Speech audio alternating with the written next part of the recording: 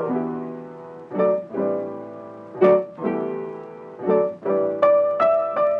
it going, guys? I'm Connor from Running Warehouse. Today I'm here with Nick Roche. He's the Global Product Line Manager at Adidas, and today we are going to be taking a deep dive into a shoe that is really a crazy shoe. Max stack heights, high level of cushioning, and of course that magic foam. We've got the Adidas Prime X. Now, Nick, this shoe really is unlike anything we've seen in the Adidas line, and it is really kind of testing the boundaries of how high you can go in a running shoe.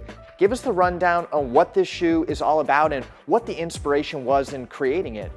You really did nail it. It's a totally crazy shoe.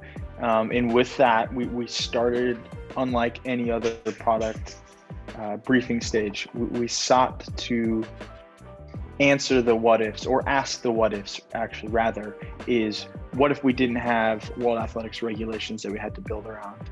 What if we could provide the most insane experience for an athlete? What if we could combine the best upper, the best midsole, the best stiffening elements, and the best outsole ingredients we have with no limitations? And through these questions that we've asked ourselves as a team, out came the adizero Prime X. Now let's take a little bit deeper dive into this shoe and really start where the magic is, in the foam. What kind of compound do we have? What is the official stack height of this shoe? And what is this shoe gonna feel like underfoot? Yeah, the compound is the Lightstrike Pro compound. It is exclusive for adizero within the Adidas running range. From my understanding, we're the only ones in the industry that use that, so it's super unique to us, which is great. The official stack height, and again, all stack heights at reference are in the World Athletics submitted UK 8.5, a US 9 within the Adidas sizing scale. So in the heel, we have 50 millimeters, and then the forefoot, we have 41.5 millimeters for an 8.5 millimeter offset, using the same feel, last, and heel toe offset that we have on the Adios Pro 2, because we knew that it was such a drastic increase in stack height. We wanted to keep some degree of familiarity, if I can call it that, when you step in this shoe.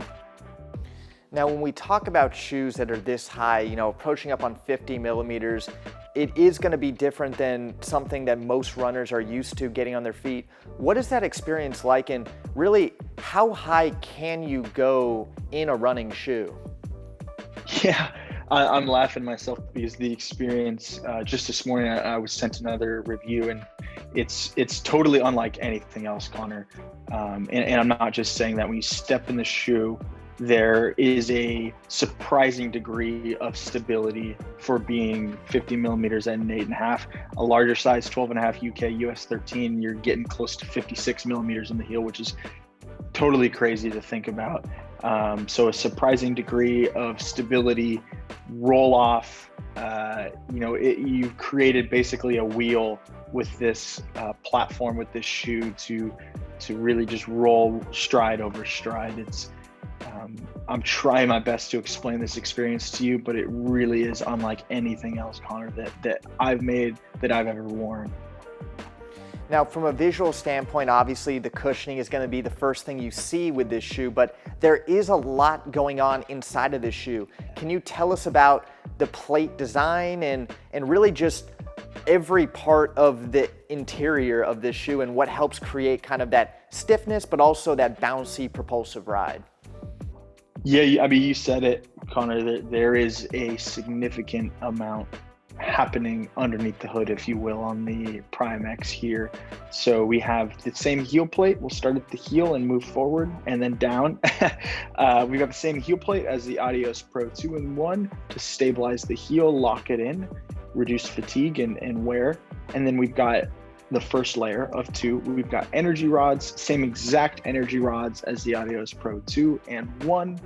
And then beneath that, in the forefoot, we have what we're calling energy blades, which are more ellipses or Smarty shaped blades that aren't quite flat. They're not quite rods. And the purpose of that is for additional stability through roll off and to maximize energy return and propulsion all the way through toe off. So you've got foam heel plate, foam rods, foam energy blades, a little bit of foam, and then an outsole. So all of that, I think, paints a pretty good picture for what could be potentially happening when a consumer runs in this shoe. Well, you're right, Nick. There's a lot going on from the top of the midsole down to the outsole. And of course, now moving on into the outsole, we see a lot of inspiration from a lot of the other adizero racing product. Give us a rundown on what we see in the outsole and how you created that rubber layout. Yeah, absolutely. So unlike the rest of the racing range, we have a full continental outsole, deep set tread pattern. And the reason for that was we wanted athletes to experience this to the full extent. Continental is the best outsole that we have. It can be used in training, it can be used in race day, and we really put it on places where we saw a high frequency or a high wear pattern through testing. So our 2 little pods in the heel and then a massive slab of continental in the forefoot. Well, Nick, excited to hear that we're seeing that continental rubber, and while it maybe has just a slight bit of extra weight over maybe some of that textile rubber we saw in the Adios Pro, you are going to get that added durability. Was there a reason why you would want that added durability? Is that mainly because this shoe is going to be used for a wide variety of needs, maybe not just exclusively racing? Exactly, Connor. You just said it yourself, is that we saw our elite athletes, we've seen consumers, we've seen everyday athletes and runners. It's really transcended from race day and training and then back to race day for athletes. So we wanted to create an outsole compound, use an outsole compound that allowed the consumers to get the maximum experience out of this shoe. Now, finishing the shoe off, we got to talk about the upper, and the upper really is a challenging part of the shoe, especially with a high stack height that you see in the Prime X. Can you tell us about how you created this upper and maybe some of the challenges you found along the way with a 50 millimeter stack height shoe? Exactly. So the challenges from day one, when you lift the human body that high off the ground, you run stability issues. So the goal number one was to keep the foot on top of the tooling. So secure lockdown, good heel fit. Those were the first 2 goals, and targeting that through zoning, through lacing angles, through reinforcement angles. So we've got the Solar mesh that you see on the Adios Pro 2. However, extremely stripped back reinforcements focused on more of the midfoot, keeping the foot on the tooling to allow the athlete to go stride after stride. In addition, we've got a sling launch heel counter system. So we've got no heel counter, but this system that has been informed, it grabs the heel like this, similar to a rock climbing shoe, has a fit like that to really lock the heel in and keep the foot secure all the way through. Well, perfect. I think the final question I have for you today is really going to be kind of the end use for this shoe. We've talked about that 50 millimeter stack. So potentially the elite athletes, that 1% of the 1% of the 1% won't be able to use this on marathon race day. But for the majority of people, this is going to be fair use on race day. What do you see as the majority of people using this shoe for?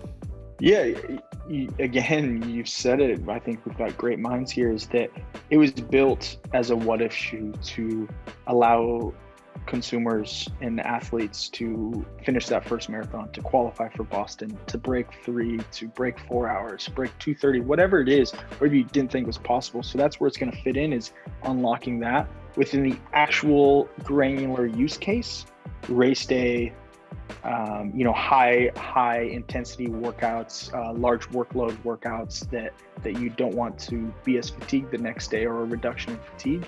This is going to be absolutely that. So our elite athletes are using it for big tune-up workouts, long runs on various surfaces, and then we're seeing everyone else that as well, but also on race day. Well, Nick, I've started to wear the Prime X, and like you said, it really is a hard shoe to explain what it feels like on foot, because there isn't any other shoe on the market. That 50 millimeter stack height really gets you off the ground. You feel that high level of cushioning. You feel a little bit of softness, but you also feel that pop at toe off. It really is a fun shoe to wear. I think personally, I'll probably wear it for my tempo days. Might even consider wearing it for a half marathon or a full, because I tend to just like a lot of cushioning underfoot. It's a shoe that fits right in my wheelhouse, and I know a lot of runners out there are gonna really enjoy this shoe. If you're looking to get it on your feet, good news, we have it here. It's available now at runningwarehouse.com.